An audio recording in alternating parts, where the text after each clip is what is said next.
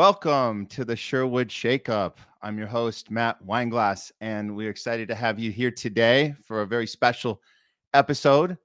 We have a very, very amazing guest joining us in a little bit. Her name is Angela Marsden, owner of the Pineapple Hill, and we're doing a special event with her this weekend, comedy show, and we're going to get to that soon. But yeah, this is going to be a very, very fun and in-depth conversation we expect to have today. And we're glad that you guys are able to join us live or on replay. And you can share this conversation with people too, because it's important. We do have conversations.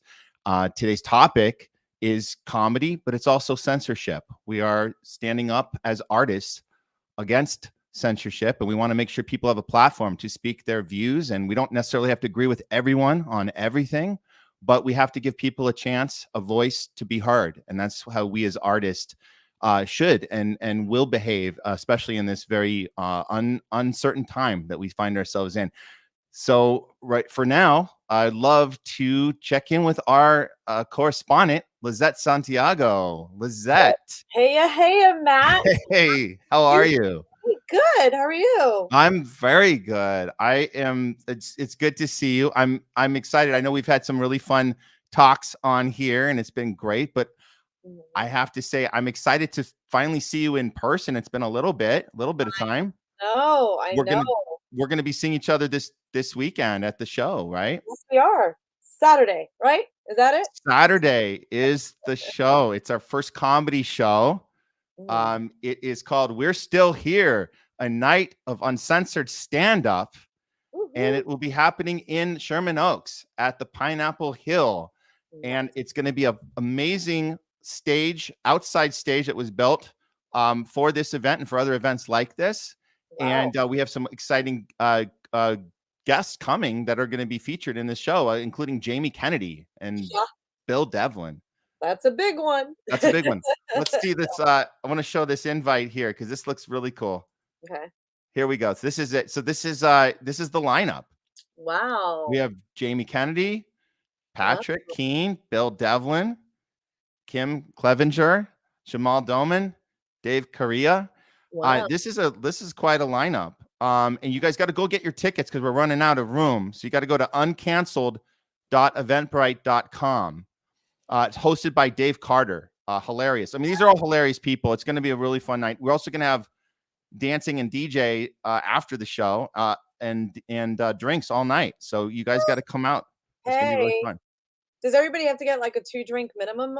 Matt? I mean, yeah, absolutely. I mean, but we hope you have more than that. And there's a great appetizer and food meal as well. So there's a lot of options. And we actually recommend people go in groups and reserve tables. So you can go on the Eventbrite right now, and you can there's actually a phone number you can call directly to reserve an actual table, or you can just get the individual tickets. But we got to do that now because the seats are filling up.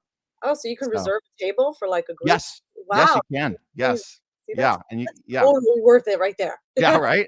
And then then after the show, we dance the night away to awesome music, DJ and everything. So I don't think I've ever seen you dancing, Matt. Well, I'm not saying I'm gonna dance. Oh, yes, you are. No, I'm just saying, like, other people, if they feel like it, if they get inspired, and I'll be standing in the corner, like, not bobbing my head like this. Right? Yeah. What are you going to be doing, Lizette? I think what you do, you do the interviews, baby. Like, yes, I'll be dancing in between the interviews. Oh, you'll be dancing in between, but you're a correspondent, baby. You go out there and you get the good stuff. You stop them in their tracks. I want you to stop Jamie Kennedy, and I want you to say, Jamie, what's up? Yes, I would. Jamie and I worked on a show a long time That's ago. Right. It's been a minute, but it'll be fun to like reconnect and bring that up with him too. It'll be like, oh my God, So yes, I cannot wait to see him. Definitely want to stop him. Yes. Amongst all the other comedians and people who come to see the show, of course, I want to get everyone's feedback and take on everything. But I really would love to reconnect with him. Yes, for sure, and we'll get it all on camera because that's what we love to do. We got our camera team. We got David. We got Casey. They're going to be out there filming for us. But again, look, if you can't make the show, you can't make the show. We'll have clips from the show. We'll try and share with you guys, but there's nothing like the real thing, the live in person. We got to get back to that live in person, interaction, engagement, laughing together, right? I totally agree. Like, I love watching comedy shows like, Yeah. HBO, all that, but there's nothing more exciting than seeing comedians on stage, like, interacting with the audience, picking on people. Oh my God, I hate to sit in the front sometimes because I'm always like, nope, I'm gonna get picked on. Nope, nope, not doing that. So I'll try to sit in the back somewhere, but then you want to kind of like when they do pick on you, it's fun. It's if they don't go overboard. That's That's correct. That's great. That's right. So we are excited about Saturday. We hope you guys can join us. Lizette, it was great checking in with you. I can't wait to see you this weekend. Hey. It's going to be awesome. So I can't wait to see you too, Matt, and everybody else. It's going to be a fun night. So let's all get our tickets. Let's get a table, like Matt said. Yes. Let's get some drinks and some dancing and some interviews going, right? Bring your dancing shoes, everyone. Yeah. I Not might me, be wearing heels, but I'll bring my flats too. Right. All right. All right, Matt. Take it easy, Lizette, and we'll catch up with you later. And have fun with the interview. I know it's a good one. So awesome. See you later. Bye. So we are excited about Saturday. And again, we hope you guys can go get your tickets now at uncancel.eventbrite.com. And it'll be a fun one. But for now, and this was so exciting to find out that our guest today, Angela Marsden, was agreed to come on the show with us because we want her to tell her story. And that's what Sherwood Players is about. We are a platform for storytelling, and we want people to be heard. And when we found out what her story was, I want everybody in this community to hear this because it's kind of an incredible journey that she's been on. And it all started a year ago when a viral video that she made about her restaurant, Pineapple Hill, and what was happening at that time during the second lockdown that was being initiated here in California about a year ago at the Pineapple Hill. And this video she made, people saw it and they responded, and we're going to show it to you right now.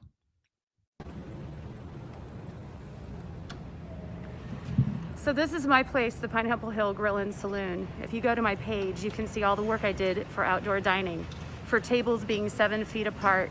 And I come in today because I'm organizing a protest, and I came in to get stuff for that. And I walk into my parking lot, and obviously Mayor Garcetti has approved this. Has approved this being set up for a movie company.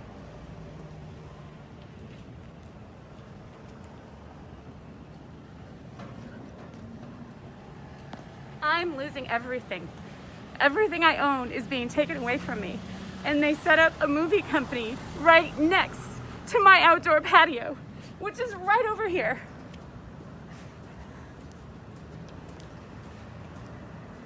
And people wonder why I'm protesting and why I have had enough. They have not given us money and they have shut us down.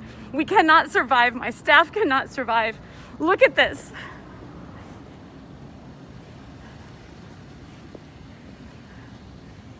Tell me that this is dangerous, but right next to me as a slap in my face,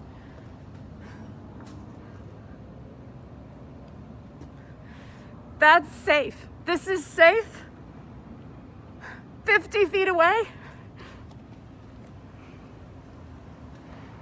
This is dangerous. Mayor Garcetti and Gavin Newsom is responsible for every single person that doesn't have unemployment, that does not have a job, and all the businesses that are going under. And we need your help. We need somebody to do something about this. Please welcome to the show, Angela Marsden. Hey. Hi, it's Angela. So hard to watch. I'm a crier, obviously. Yeah, that's hard to watch. Yeah. Every time it gets me. Every time I see it, it gets me, and it brings me right back to that very moment and those feelings, you know. So Yeah. right. We have a Leslie is saying to us that it's so sad. I was so upset watching this in real time, and it's still upsetting. Thanks, I don't know how Leslie. anyone can watch that and not at least care enough to be curious about how you got there. How did you get to this moment, Angela? Like, So it was, I mean, that moment, in the moment that I made that video, one of my dear friends, who is a school psychologist, she filmed it because I was not big on social media. I didn't even know how to hold a camera and walk and talk. So she used her iPhone. I was done.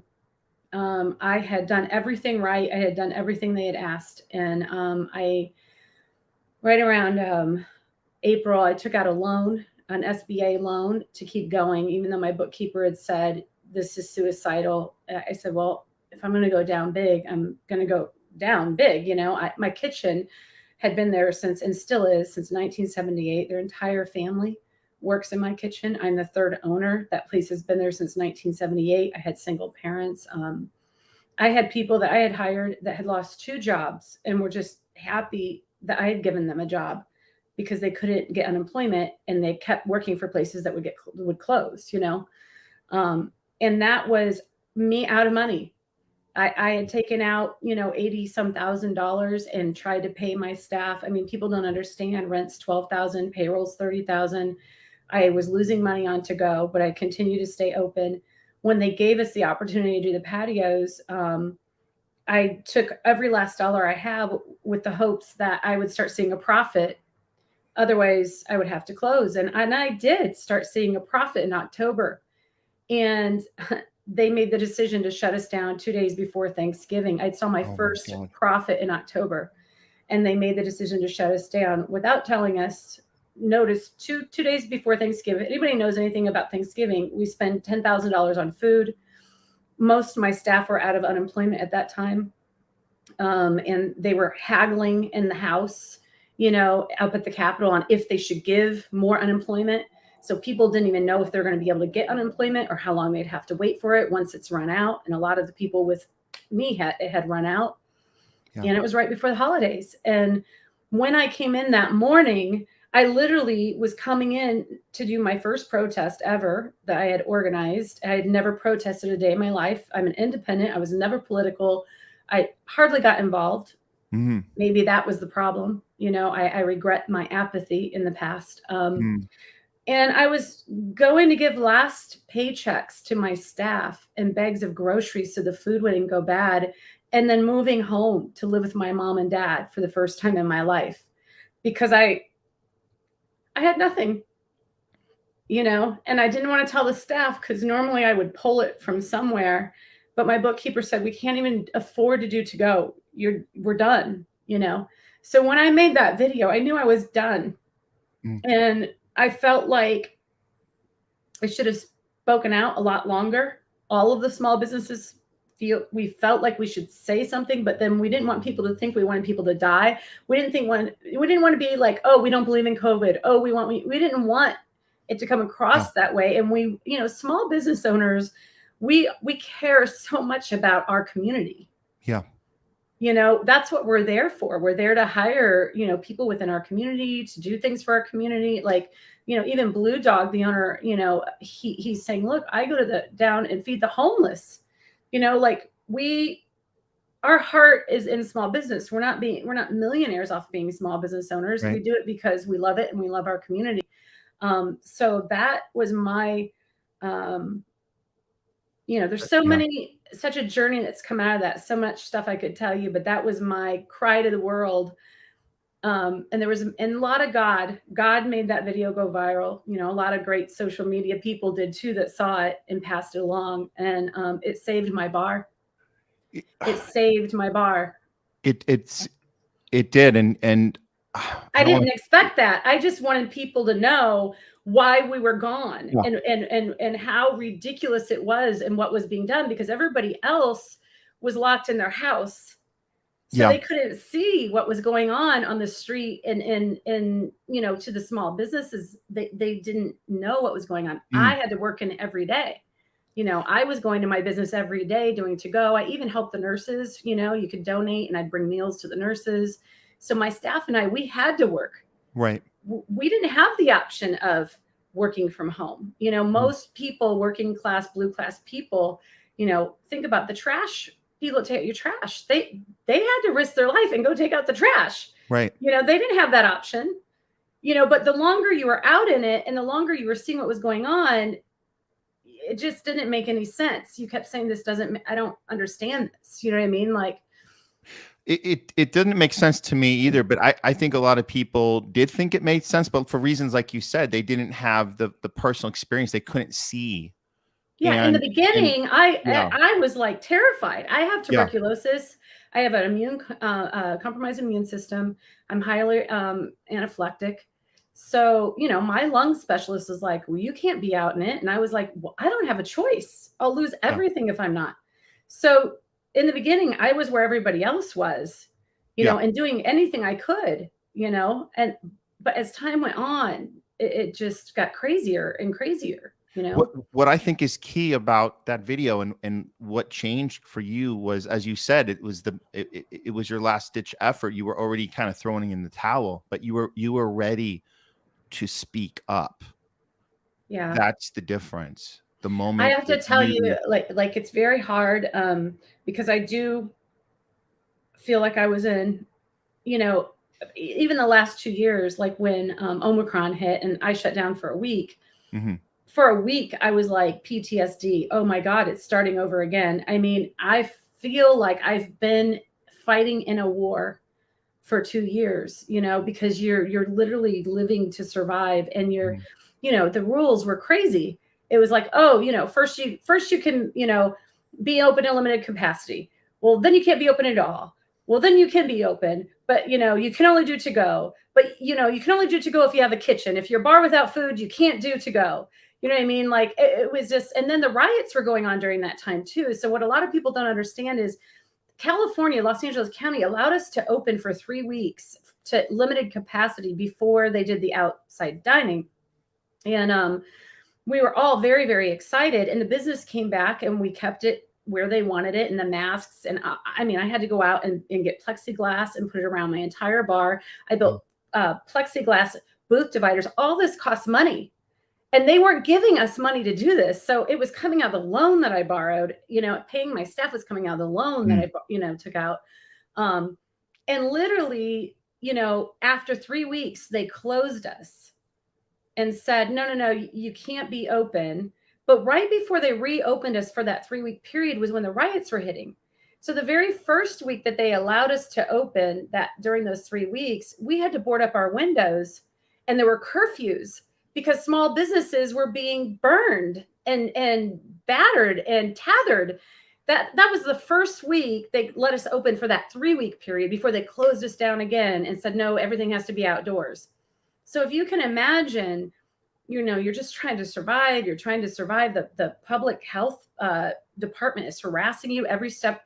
You know, they must have come to my place 3 times asking me if I was serving people inside. Oh, do you have a look? You know, you're not allowed to be open. You're a bar. You're not a restaurant. I've had a kitchen since 1978, like nonstop. And you're thinking, I'm spending all this money I don't have. Every time you ask me to do something, it's costing me thousands of dollars. I'm figuring out a way. And all you are is here to harass me and tell me I'm doing this wrong or that wrong. And then you let us open. And the week that you let us open, we have to board up our windows and fear that our businesses are going to be burned down, and we have curfews. Like it just was, you know, it was crazy. It was like, is this really happening? You know? Yeah, it sounds incredibly crazy. And I think, again, I go back to the part about not being able to speak out about it. And what you did, it was that last ditch effort. To me, it seemed to resonate with others, a lot of people. This got a lot of attention. Can you tell us about what type of attention you got? Who were types of people that were reaching out to you? What kind of conversations were you having? When did you notice that that video made a difference? I think what really hit me was in my head, I was saying, like, I don't want anybody to die. I care about people, but this doesn't make any sense. This is driving me crazy, you know, like the boarding up. And then when I was doing the patio, I had to go in like a scavenger over a graveyard because I had very little money, go and try to buy furniture from other restaurants that were closing. You know, one owner had an Italian restaurant and he was older and he was losing everything. He had a heart attack from the stress, was in the hospital. And it was the patio furniture that I have out there. I sent my cook to go and get it. And he goes, well, I think I can get him down. I said, just give him what he wants. It's cheap already. And the guilt, I couldn't do it. Right. So my cook gets there and the woman said, you know, everybody has tried to haggle us the whole time. And she's calling the man in the hospital as he's having to give his life away. And he says, give him everything for $100 because my cook was so nice and offered him full price. And then when the patio opened, I had hairdressers coming in bawling, hair salon owners, tattoo artists, other restaurant owners, bar owners that literally lost everything. And they're on my patio. There's people I love in my community who I know, and they're on my patio in tears, their whole life being taken from them. And nobody's giving them answers. And they're calling and they're saying, well, when can we open? What can we do? And nobody's giving them any money. And so I started to get very angry inside right about then, where I'm just trying to hold it in, you know, and you're like, keep your head down, just survive, just survive. So I wasn't brave. To me, I wasn't brave in that moment. I just had to let my neighborhood know. And what happened that day was beyond a miracle. I mean, the whole world responded. I didn't even know. All of a sudden there was news crews, and the first call was a man from London, England. And he said, I want to save your bar. I want to give you $2,000. I said, well, I don't know how to take that, you know? And he's like, open a GoFundMe. I was like, okay. So I asked one of my bartenders, I don't know how to open the GoFundMe. Will you do it? And I was getting over inundated to the point where I was like, I didn't know what to do. Really. I was like overwhelmed. But the response from people in the neighborhood, from all over the country, all over the world, I'm talking Denmark, Mexico, New York, London, Australia, donated and wrote letters. I got a bag. I'm like in my house right now. I'll show you. This here is a bag of mail from letters from people. Wow. All over the world. And a lot of them were, you know, please keep talking. You know, don't stop talking, please. Because they want to feel heard, and you're talking and your people are listening, and they feel like they can, through you can be kind of the vessel for them because they're not able to speak. And they're afraid if they speak, people will hate them. I mean, I got death threats. But that's what we're really talking about here. Like, it's one thing to be struggling and to have all these horrible things happen that's going to screw up your business and have people close. But it's enough. I think the more horrible part of that is the fact that you can't talk about it. That if you open your mouth, I was so worried when I was speaking. That people would think, oh, she's Republican. Oh, she's Democrat. Oh, this isn't, you know. That I was like very cautious with. I had two bartenders and we called it the war room. And somebody had given me some advice. I said, I don't know what to do. All these people are calling. And she said, well, what do you want to happen? I said, I want people to know what's really going on. I want the truth to be told. That's all I want. So I really wanted it to be, you know, it's not about politics. It's about people. And I really just told the truth. Yeah. And did you know, I got death threats from both sides. I got death threats from far right people saying that you Democrats out there, you got everything you deserved. You know, I hope the building catches on fire and you die. Wow. And I got death threats from far left people, you know, calling me some right wing, you know, person and saying that I don't believe in COVID and I'm trying to kill people and that they hope I got COVID and my staff got COVID and they choked on it and died. And when I started getting that, I looked at my bartender, Kate, and I said, oh my God, we're doing something right. Yeah. Like the truth is getting out because it's, you know what I'm saying? Like both sides are attacking me. And that's all I could do to not be afraid. I have You to say, know? I have to say, Angela, like I have to commend you for your courage and your ability to see this through without even knowing where it was going. You just kind of took it. You were like None. taking it day by day, and you got through, and here you are. And I have to applaud you. Like seriously, like Thanks, this. Matt. I You know, mean, I had a letter I tell a lot of an elderly man in New York who wrote me a letter. I have it in that bag. And he said, I feel like killing myself every day. I'm a prisoner in my own home.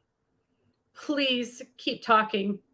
And he said, I don't have any money. I'm only on Social Security, but I'm going to send you $10.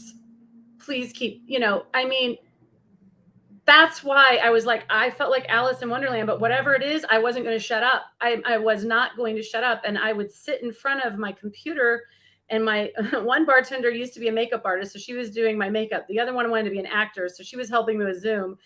And I was trying to think of quotes that I felt were from people that were amazing, because I thought, I'm not that person, but Martin Luther King is, Bob Marley is, Helen, I use Bob Marley quotes and Martin Luther King and Helen Keller, because I was just trying to get across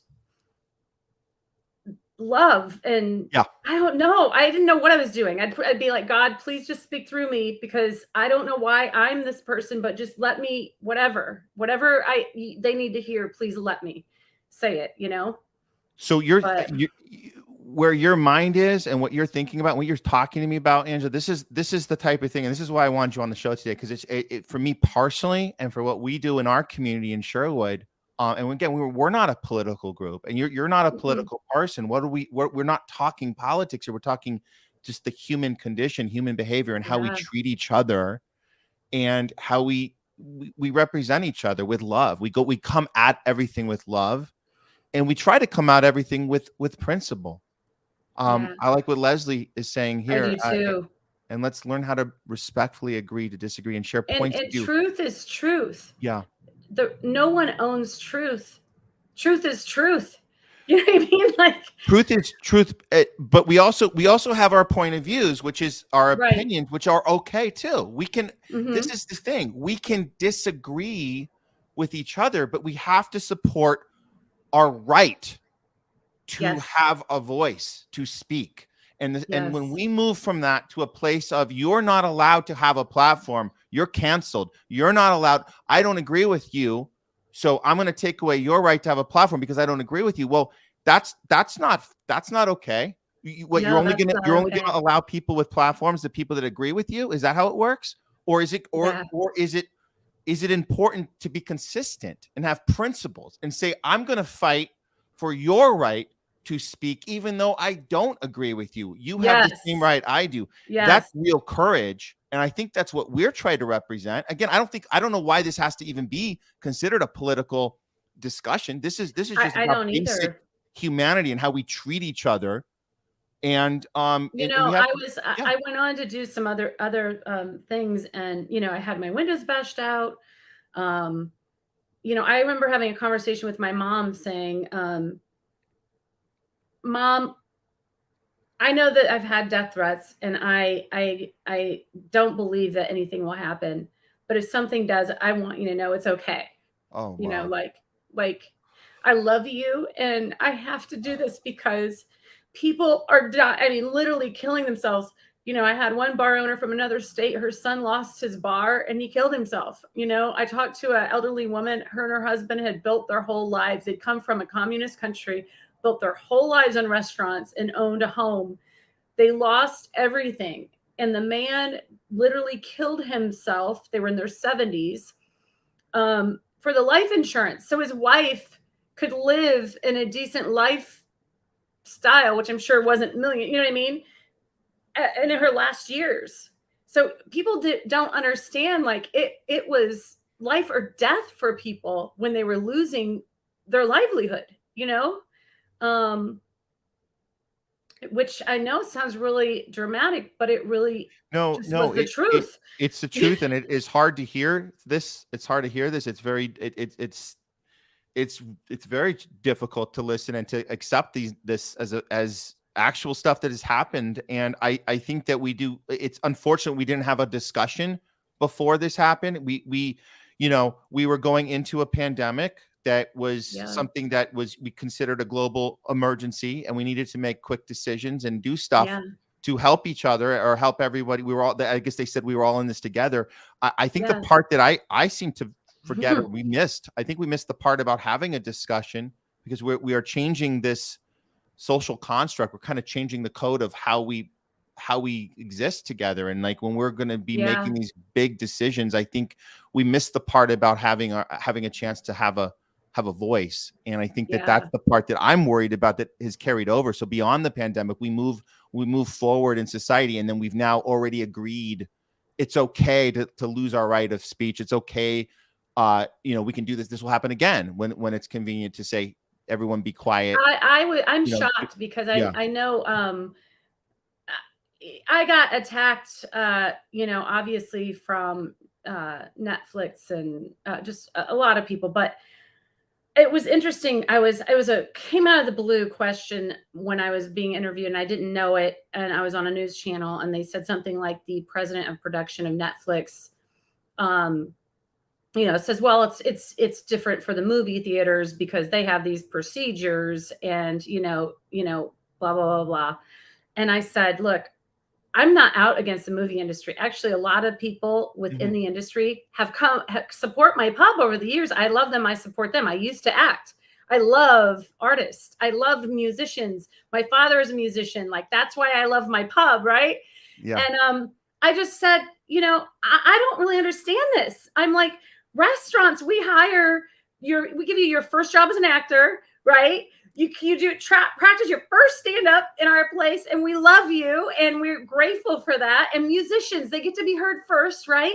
Where is the We Are the World for the backyard of Los Angeles? Where are the artists? Where did they go? You know what I mean? Like, where's the John Lennons? Where's the, you know, and that's what was really, at that moment, very confounding to me, because I was like, I thought for sure the artist would speak out on our behalf, right? Or on my behalf, like, leave her alone, right?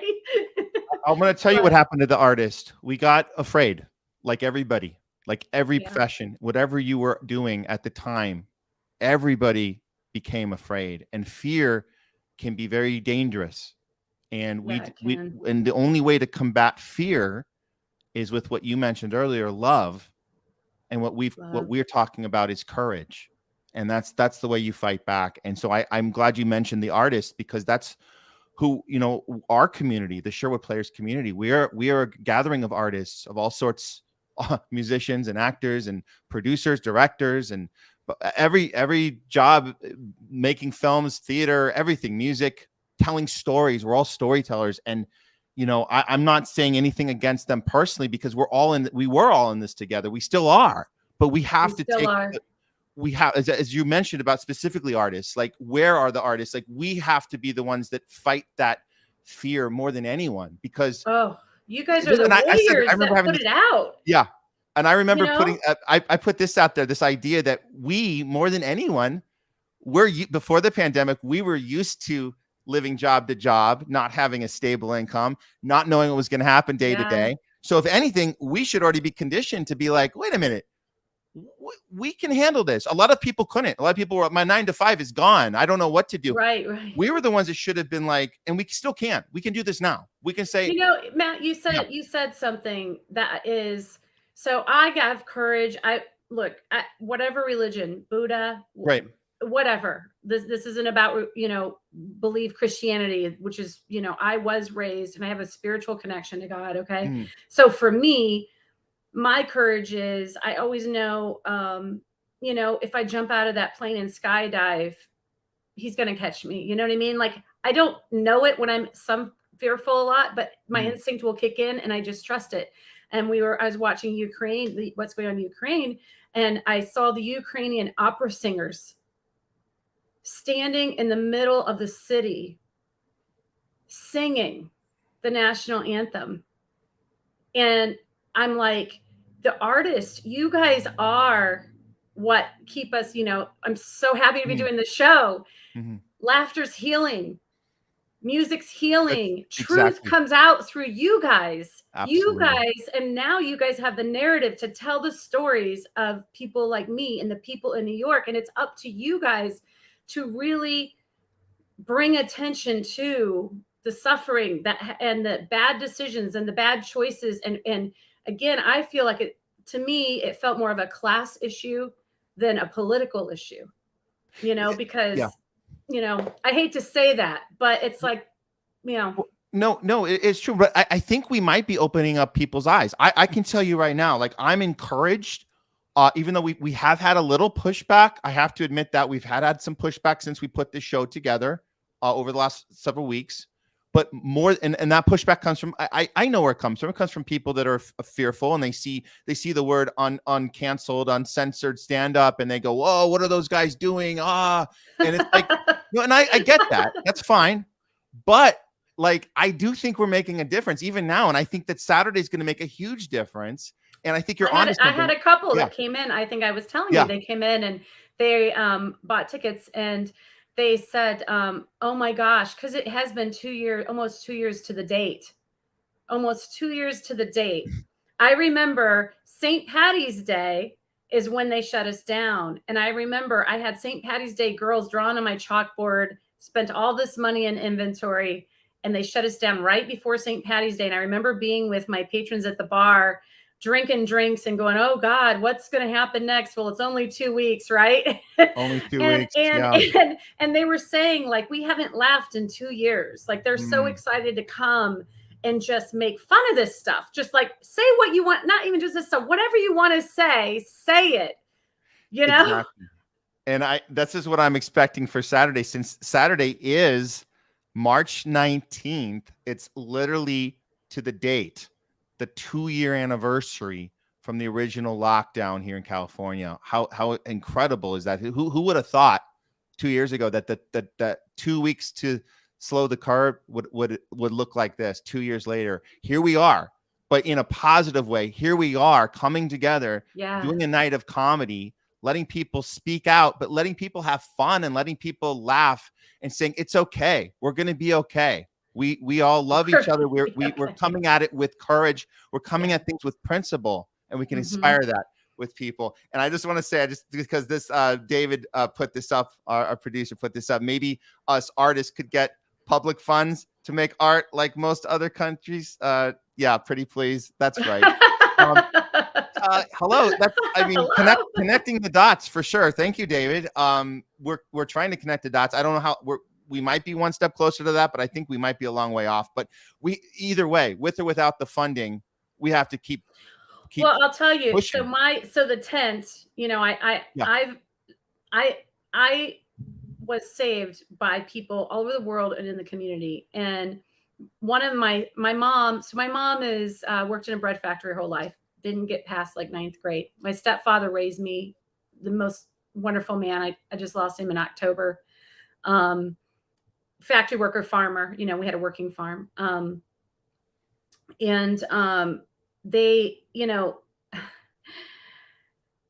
mom, I always said, Mom, all these people saved me. They saved me. And it's almost like survivor's guilt from all the people around me that haven't been saved. And like, what can I do to give back?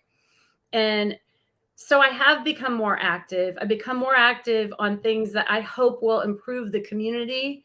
Again, it's not about politics. It's about people. And I always say, that little tent, like the little engine the little tent that they thought they were going to stomp on while the big tent was going, is still standing.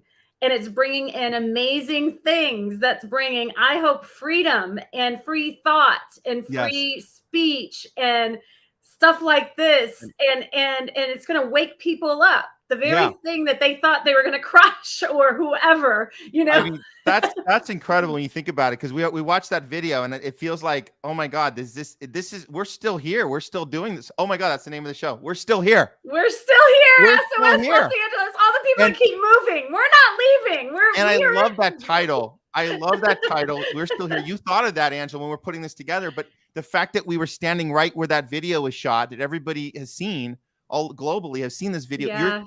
You built this tent literally right and the stage that we're going to be doing the show, that Jamie Kennedy is going to be on the stage on Pretty Saturday. awesome. I mean, it's pretty cool, Right right? where you were doing the video and saying, does this make any sense? And here we are 2 years later, to the date, saying, here we are, we're not going anywhere. We're here. And we want to, we want to come at it with love and with courage and with principle and inspire others. So that's, yeah. It's exciting. I'm really excited about the show. I'm getting a lot of good feedback. So good. What people that are coming in are saying and stuff is just pretty amazing. So it's going to be phenomenal. I know it is. I'm nervous because I've never done anything like this before. So please, everyone, remember to go to uncanceled.eventbrite.com. Get your tickets for this, a one night only right now. This is for this Saturday, the 19th. 2-year anniversary of the California lockdown. We're going to be on the very stage that Angela did her video that went viral, asking questions and telling her story. And that's what we're doing. We're telling stories. And we have comedians coming in like Jamie Kennedy, Bill Devlin. That aren't going to hold back. They're not going to hold back. And comedy should never hold back. Comedy should be about, comedy should be like throwing punches and having fun doing it. I mean, come on. Yeah. That's what it's always been, and it should be. So yes. Let's not let. I love this from Lala. We say Lala says people need to come together again, not let politics and politicians divide us. Yes. Well said. Amen. Well said. I want to talk about one more thing before we let you go, and I will let everybody know this. We do have a comment from Steve Brock. I agree with that. I love debating people I disagree with. It's important to state your opinions, and it's important when people disagree. Handle it with respect. Absolutely. Well said, Steve. So with all that said, I want to cover one more area here. And I think you kind of touched on it, Angela, as far as like moving forward from here, beyond Saturday, beyond the event that we hope it's going to be fun and awesome and memories and galore, but moving on from then, what is it that you hope to achieve next, or have you been inspired by anything else, or what do you see? Where do you see yourself in this movement? I guess can we call it a movement? Can we call this some sort of? Can I call it? Will you allow me to call it a movement? The common sense movement. Common sense movement. Movement for Where do you see? Where do you see going next with this?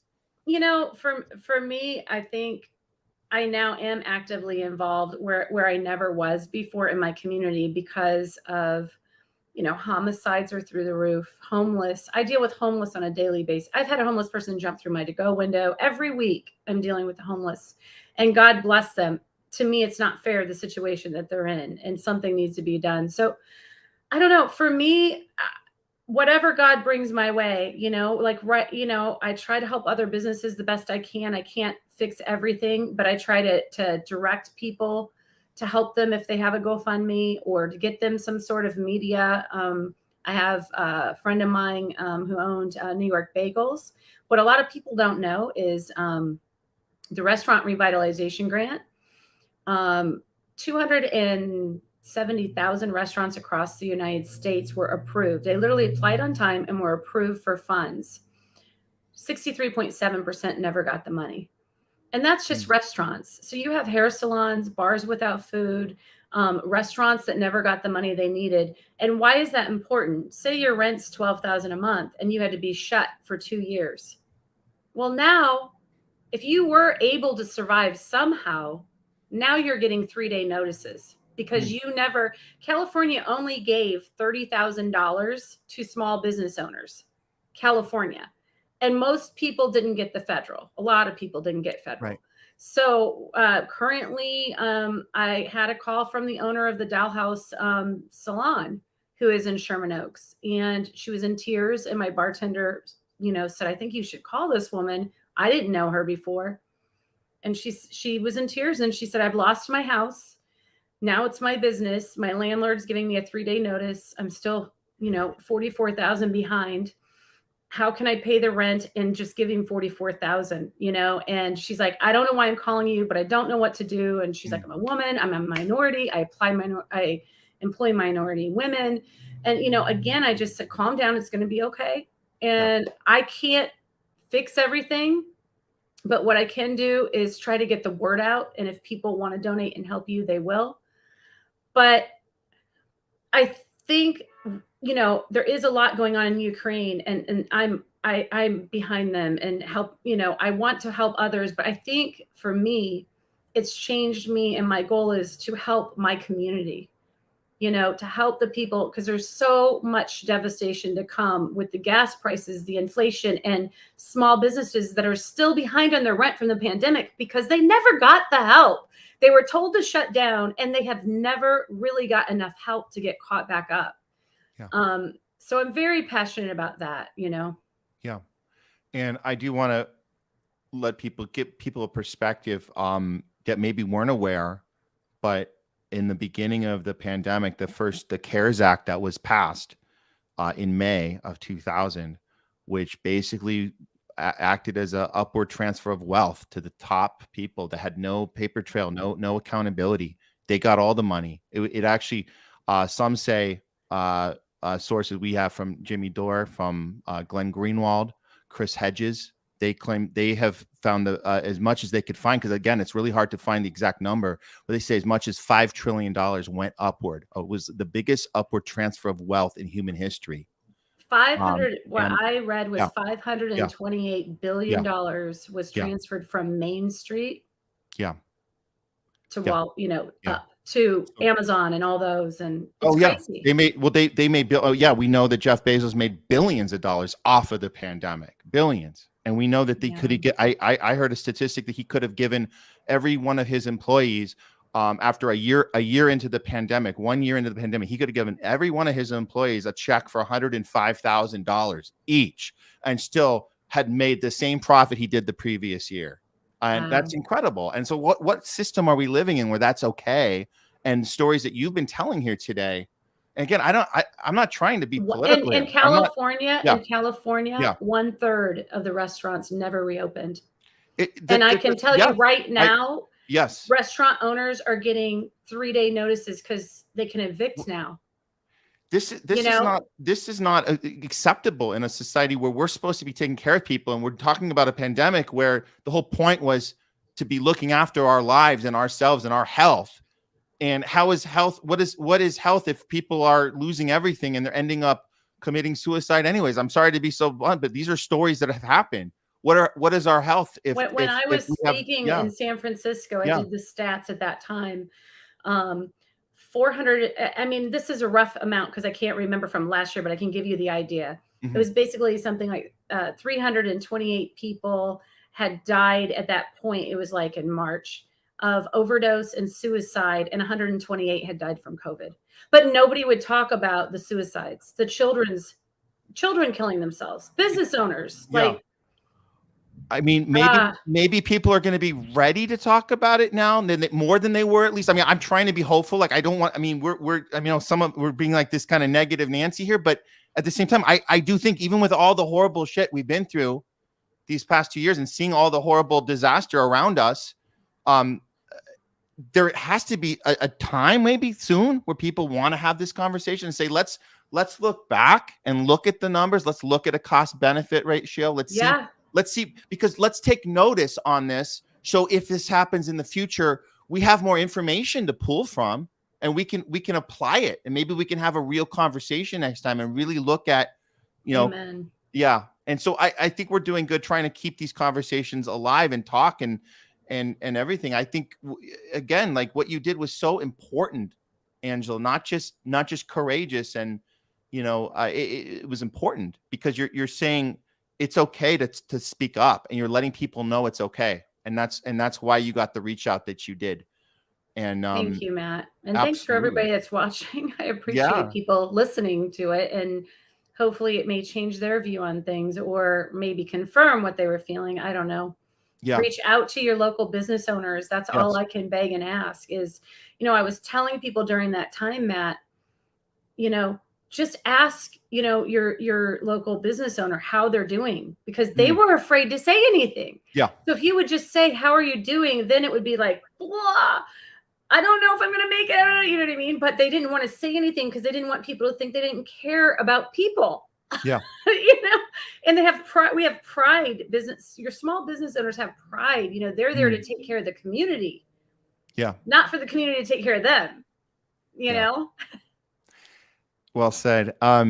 This is exciting. I'm so happy you came and were part of the show and had this discussion. I want to let people know that we will continue the discussion live at 6 o'clock at the top of the hour. We'll be on Clubhouse together. And we'll be able to continue this. And I welcome everybody that's watching this live to come on to Clubhouse. We'll be talking about censorship and comedy, and we'll have some other. I think I have a few comedians joining us too they'll speak up. And I will say yes. Steve, I agree. Yes, and this question from Steve: isn't it possible that people were already broken before the pandemic? Mental health protection and care are a real issue. Yes, of course, that's absolutely true. And thanks and we're posting the National Suicide Prevention Lifeline hours for everybody. It's 24 hours, and you can call this if you need to pass this number along to a friend or a relative or somebody. Just please do that. It's important. And Steve, it's important to ask those questions. We want to keep having these discussions. We shouldn't be afraid to talk about these things and risk. We might look like that we hate grandma. I've heard that one before, where you hate grandma if you want to talk about someone else, like prevent a death, cause another death. I mean, I was being interviewed with a CNN reporter, and I was outside frazzled, and I put my mask on. Yeah. It was a medical mask. I put it on inside out. I literally got an email from a doctor saying how he knows that I want to give people COVID and kill them because I wore my medical mask backwards on purpose so I could spread COVID. And I'm like, are you serious right now? Like, I don't even know what frontward or backwards is. I'm just putting on a mask, like kill grandma. Like, really? Do you really think that? That's just more of the fear. That's, you know what? Let's be empathetic to that. I mean, it's fun. We can laugh at that. It's a funny story, but we have to remember we come from love. We come from with courage. We come out of principle. That also includes empathy, right? Yes. So even when people do ridiculous things or say ridiculous things to us or hurtful things to us, we still have to remember empathy. They're acting. Going Buddha. You're going Buddha on me. We have to be very Buddha. We have to, Buddha is right. We have to give them that, I don't want to say benefit of the doubt, but just this understanding that that's probably coming from fear. And they're not innately somebody who's a vicious person. They're not innately somebody who's a hateful person. The hateful stuff the blowback we've gotten from even announcing this event in our community. I have to remember. We have to remember that the empathy we have to have for them. It's not coming from hate. It's just they're acting out of fear. They're not. These aren't bad people. They're just they're fearful. We have to help them with that. Yes, that's true. Masks do help spread. Help the spread for sure. Prevent the spread. But yes, this is hey Mike. There's your friend Mike. I know Mike actually. Very cool. So but yeah, these are healthy conversations to have. And again, I'm going to go back to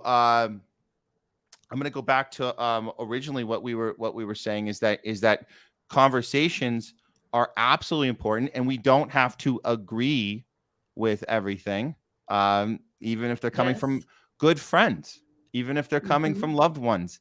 It's okay. We can agree to disagree, or we can actually have thoughtful discussion, and we might, who knows, we might inspire people to change their mind or be open to hearing new information.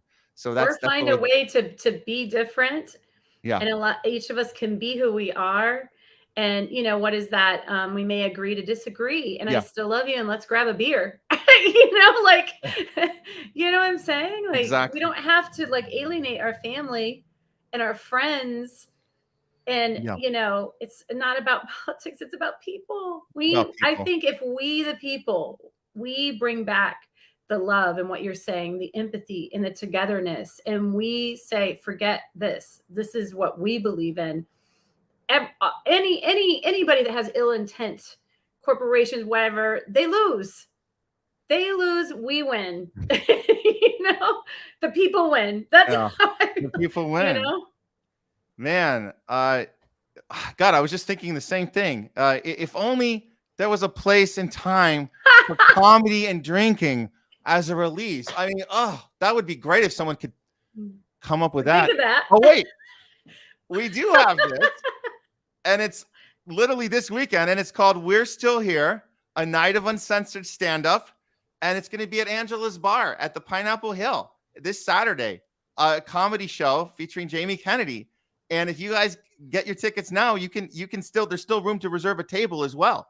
So go to uncanceled.eventbrite.com and you guys can get your tickets right now. It's one show only. So do it now and we'll see you this Saturday. In the meantime, I'm going to invite everybody that's watching live to come over to Clubhouse with us very shortly here, and we'll continue this discussion. We want to hear your guys' thoughts. We want to keep engaging. So, and Angela, you'll be joining us, yes? Right. It's going to be and the comedy, right? Yes, it's the comedians. We're gonna have some comedians. I don't know if I can keep up with you guys. And we're going to talk about comedy and how uncensored this, we were doing uncensored stand-up, but what has it been like in the comedy circuit for stand-up comedians recently? Wow. What is it like? Do they have to change their material depending on their audience? And how is that feeling? Like, we want to know more about that as well. So this is an interesting topic to us, people in the community and the Sherwood Players. And we've got to remind you guys to definitely don't forget to subscribe, like our videos, Sherwood Players on YouTube. And you can click the bell for notifications. And we'll be back here next week with you guys for another episode of the Sherwood Shakeup. For now, take care, and we'll see you guys soon. Thanks, Angela, for being on the show. Thanks you guys for having me. Awesome. Bye now. Bye-bye.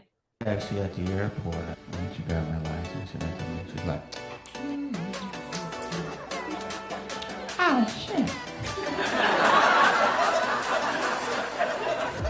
Oh, Sherman Kennedy, okay. I used to love your ass back in the day.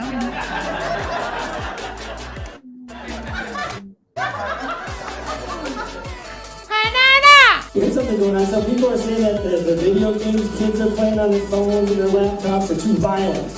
You know, like people my age are saying, kids should be outside playing games like the good old days. Yeah, like the good old days. You know, that's what people say. Like, think about it, what we were doing outside in the good old days, we were doing real violence. It wasn't fake violence. We were outside shooting each other in the ass with a BB gun. That was real stuff.